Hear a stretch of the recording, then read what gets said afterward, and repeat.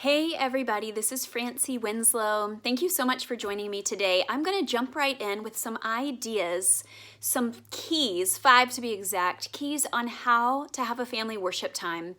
And not just to go through the motions of doing a family devotional that may or may not have worked for years on end, because we've been there, we've done that, but how to rethink family worship time so that it actually adds to this culture of heaven in your home where we value and experience the presence of God in every room of our house. As we go and as we come, we're learning to follow His lead. We're learning how to be aware of His presence and how to abide in Him right here in our homes, in our everyday life. This is an experiment that we're having right now with the COVID-19. Everybody's in their house, but this is applicable all the time, whether you're cooped up in your house because of some national emergency or you're just in the house on a regular basis. How to spend time with God together as a family, how to have family worship times that are a blessing for everybody involved. I'm going to share with you 5 principles that we have kind of gleaned over the years and applied, and I hope that it blesses you. I'm going to start with our goal. The main goal for our worship time is to know Jesus as a family. Not to know more about Him, not to add to our Sunday school knowledge, not to add to our memory verses that we can spout out, although those things are good. But our main goal is to know Him personally, intimately, relationally, as a family. We want to know Him in our individual hearts, but we also want to host His presence in our home as a collective family because we believe that we were called into that, called into the faith together, called to practice our faith together, called to know Him for each other, to be able to pray for each other and to be able to encourage each other and really just to walk with Him in the daily stuff of our lives. That vision and that goal is supported through Ephesians 3, and so I'm going to read that.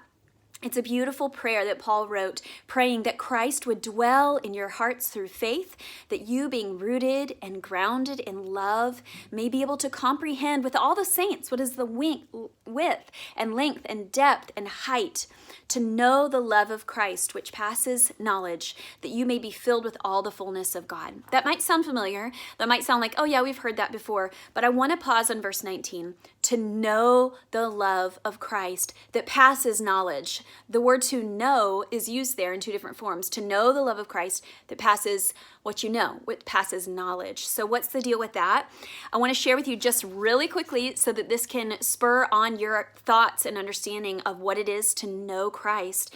It is the original word used there is gnosko. I might be butchering that in the pronunciation, but the root meaning is to come to know, recognize, perceive through personal experience. Okay, friends? That's what Paul was saying. I long and I pray that you would know Christ and His love through personal experience, through a personal encounter with the living God, not through religious tradition, but through an intimate encounter with the God who wants to be revealing Himself to you. And it says that passes knowledge. That second knowledge word is the word that means doctrine or wisdom. And so the way we would intimately know God even passes what we understand about God, because He's a personal God. He's not just a God in the books. He's not for the ivory tower. He's not for theologians in far-off colleges that are really smart. He's for us, that we would know Him through personal experience. And I really want my kids to know Him through personal experience. I don't want them only to attend the services and to be a part of the social groups at church. I want them to know Jesus. I want them to be able to call on Him in their night watches when they're up at the night and they're scared. I want them to be able to have a personal friendship with Christ, to be able to grid the world and the events through the comfort of knowing Him intimately.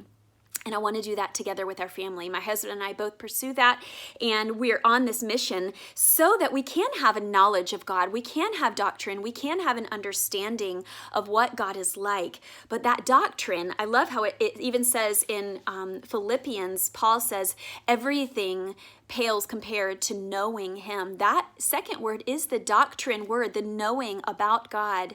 But that knowing about God and having a right doctrine is informed by our personal experience. It's informed by knowing Him in a real deep way that changes our lives. It's not just being able to recount theology. It's about being able to say, knowing him changed me and changes me every day. And that's the primary principle for what we want our family worship times to be about. That's the first primary principle. If you go to the next video in this series, I'm going to give you 5 keys that follow this principle to know Christ, to know him intimately and to know him personally. Thanks for joining me.